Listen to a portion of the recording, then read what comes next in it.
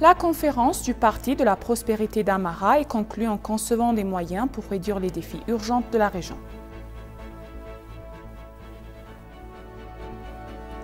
La délégation de la Commission éthiopienne des investissements s'est entretenue avec des responsables de la Chambre de commerce international de Chine en Chine.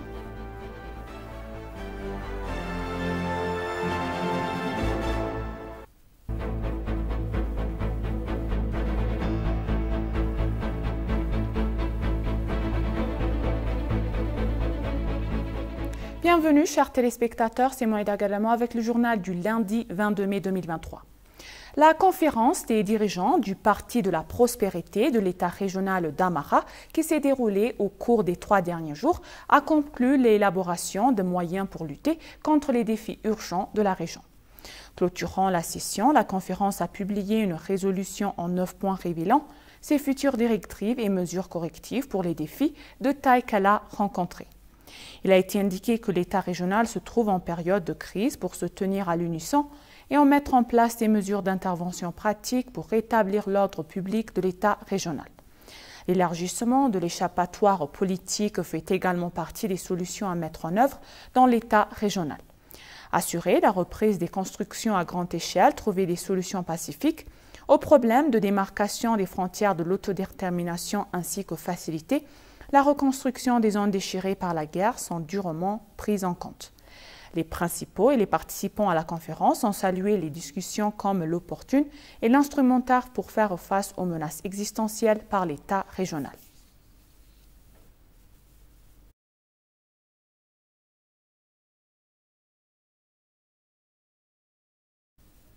L'examen des performances du gouvernement sur 9 mois pour l'exercice 2015 éthiopien se déroule en présence des dirigeants des institutions exécutives, des ministres d'État et des membres des 2 chambres du Parlement. Le ministre de la Planification et du Développement, Mme Fitsum Assefa, a déclaré que la performance macroéconomique sur 9 mois est capable d'atteindre la croissance économique de 7,5% prévue pour l'année. On rappellera que les performances du gouvernement pour les 9 mois de l'exercice 2015 ont été présentées et évaluées qu'il y a quelques jours en présence du Premier ministre Abiy Ahmed et des ministres. En présence des dirigeants d'institutions exécutives, de représentants du public et de membres du Conseil de la Fédération, la performance du gouvernement pendant 9 mois était en cours d'évaluation. Le programme se poursuivra et il est dit qu'une présentation sera faite concernant la mise en œuvre de la première phase de la réforme économique locale et de la préparation de la deuxième phase du calendrier de la réforme économique locale.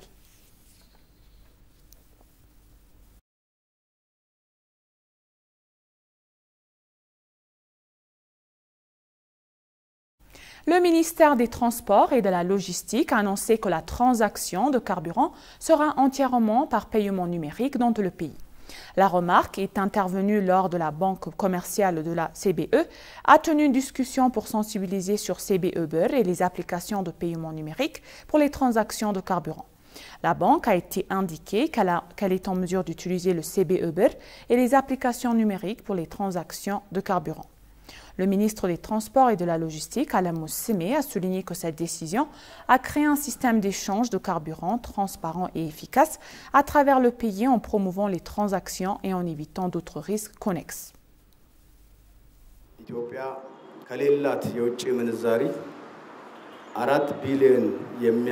Bien que l'Éthiopie soit confrontée à une pénurie de devises étrangères, elle achète du carburant à un coût d'environ 4 milliards de birrs. Les autorités ont décidé de mettre en place un système numérique de paiement des transactions de carburant dans toutes les régions de l'Éthiopie et les accomplissements prometteurs ont été réalisés. Le ministre a également déclaré que des efforts collectifs sont déployés pour réaliser des transactions de carburant numérique et a appelé les citoyens à se préparer à la mise en œuvre complète à l'initiative.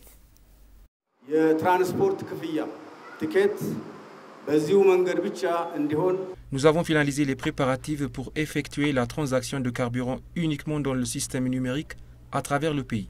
Le système numérique permet d'effectuer le paiement du transport via les applications Telebirr ou CBE Nedaj. Le système est vital pour éviter les contrebandes. Par conséquent, les citoyens doivent être conscients de cet important programme et s'efforcer de mettre en œuvre l'initiative.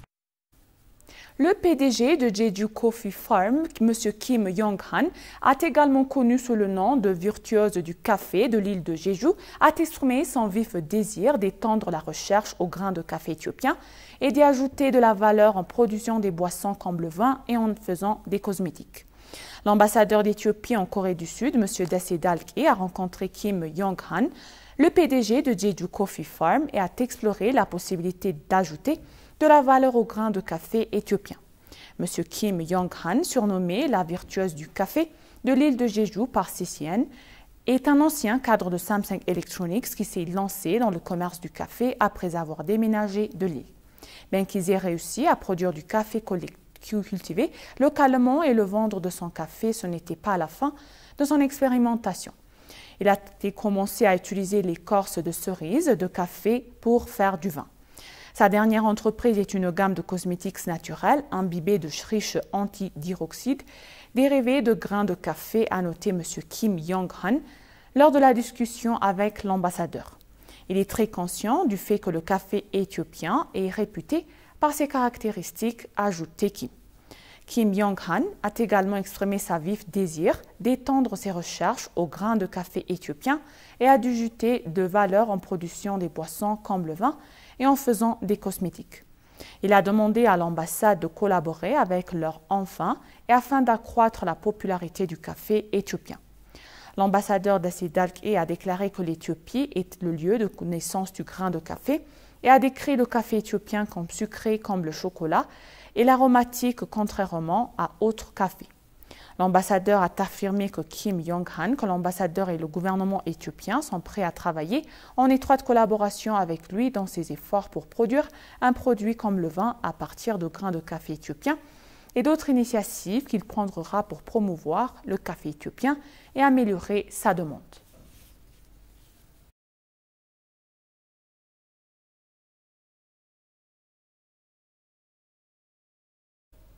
Le ministère du Tourisme a annoncé que 3,06 milliards de beurre ont été obtenus par le secteur du tourisme au cours des 9 derniers mois. Le chef de la communication et des relations publiques du ministère, M. Alemayehu Getachew, a déclaré que des efforts sont en cours pour augmenter les revenus du secteur en élargissant et en promouvant les destinations touristiques. En particulier, des efforts sont déployés pour accroître les contributions économiques du secteur en augmentant les revenus en devises et les opportunités d'emploi, a-t-il déclaré. Au cours des 9 derniers mois, 3,06 milliards de dollars de revenus ont été collectés auprès de divers services touristiques à travers le pays. Le responsable des relations publiques et de la communication a déclaré que plus de 774 000 de touristes étrangers ont visité l'Éthiopie au cours de la période susmentionnée.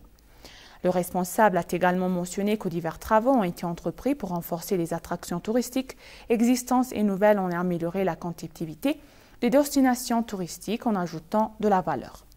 M. Alemayehu a déclaré que de nouvelles destinations touristiques telles que les projets de Gabata al-Hager, Gorgora, Wanji, Halela Kella et Koisha, le palais de Jemma Abba Jafar et le village de Sengele-Korke sont pleinement opérationnels.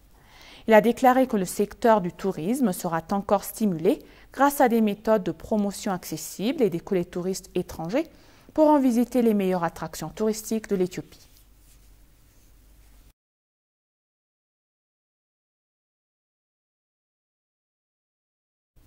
La délégation de la Commission éthiopienne des investissements s'est entretenue avec les responsables de la Chambre de commerce international de Chine en Chine. Le commissaire adjoint de la EIC, M. Temesgen Lahoun, et le directeur général de la Chambre de la commerce de Chine en Chine ont exprimé leur vif intérêt mutuel à progresser la coopération institutionnelle. Les deux parties ont donc convenu de réorganiser le partenariat, de se lancer dans des travaux conjoints prévus de promotion du commerce et des investissements afin de renforcer les partenariats bilatéraux de commerce et d'investissement entre l'Éthiopie et la Chine. La délégation d'investissement de la Commission éthiopienne des investissements a également visité la Chambre de commerce chinoise pour l'importation et l'exportation de textiles.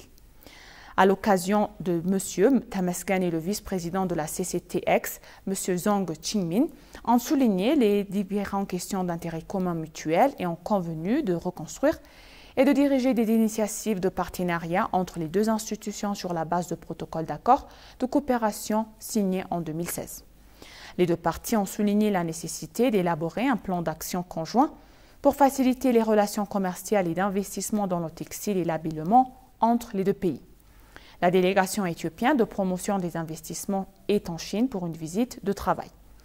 La délégation a tenu des réunions avec les responsables de plusieurs institutions en Chine, dans l'agence chinoise des promotions de l'investissement, pour discuter des moyens de renforcer la coopération dans la promotion des investissements dans les deux pays.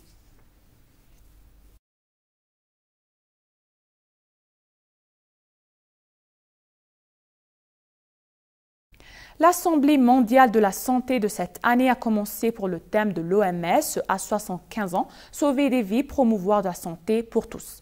L'Éthiopie participe également à la conférence représentée par une délégation dirigée par la ministre de la Santé, Dr Lia Tadesse, et composée de hauts fonctionnaires des bureaux de santé fédéraux et régionaux. Il a également été suggéré que des représentants du secteur privé de la santé soient inclus dans la délégation. Il a également été indiqué que la délégation éthiopienne participe à la conférence avec le bureau de l'envoyé permanent de l'Éthiopie à Genève. On dit que la 76e Assemblée mondiale de la santé se poursuivra pendant les prochains jours et diverses questions de santé et liées à la santé seront discutées. Il est également indiqué que les pays membres de l'OMS et d'autres participants tiendront les réunions lors de la conférence est en marche. Enfin, les informations obtenues du ministère de la Santé indiquent qu'il est prévu que diverses résolutions soient présentées et approuvées lors de la conférence. Avant le sommet, une course de vue, Walk the Talk, a eu lieu à Genève, en présence d'autres athlètes et célébrités comme Deratu Tulu.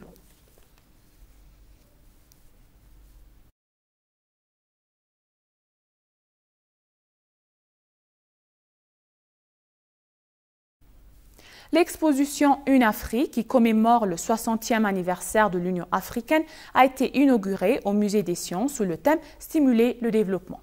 L'exposition de 3 jours vise à renforcer les liens commerciaux et économiques entre les Africains. Il a également été déclaré dans l'ouverture que telle plateforme devait être utilisée pour que l'Afrique puisse utiliser ses ressources naturelles.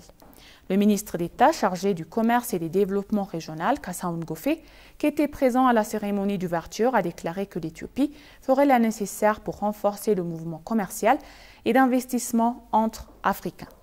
L'exposition One Africa a eu lieu chaque année et le calendrier de cette année a été ouvert aujourd'hui pour commémorer le 60e anniversaire de l'Union africaine qui sera célébré le jeudi prochain.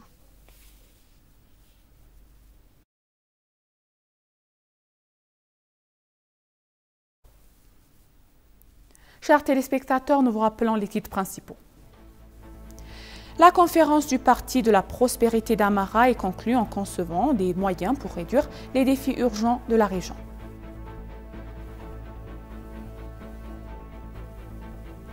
La délégation de la Commission éthiopienne des investissements s'est entretenue avec des responsables de la Chambre de commerce internationale de Chine en Chine.